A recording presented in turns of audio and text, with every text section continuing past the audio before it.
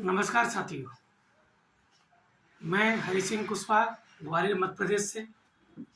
मैं आपको अवगत कराने जा रहा हूं कि इस समय मौसम परिवर्तन हो रहा है।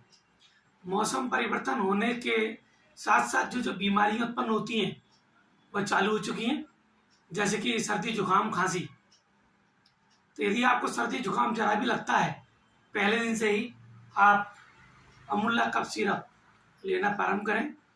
आधा कप गर्म पानी में 2 चम्मच दवा डालकर 3 बार पिए तो आपको कैसा भी जुकाम स्टार्ट हो गया हो, खांसी हो रही हो, उसमें आराम मिलता है। जो सर्दी जुकाम खांसी बुखार सब में लाभ देता है, क्योंकि इसके अंदर है हनी, तुलसी और जिंजर, यानी शहद के साथ तुलसी है, अदरक है और पूरी तरह आयुर्वेदिक है। कोई साइड इफेक्ट नहीं है, तो आप इसको इस्तेमाल कर सकते हैं। खरीदने के लिए हमें कॉल कर सकते हैं। हमारा नंबर है 9425777886। धन्यवाद।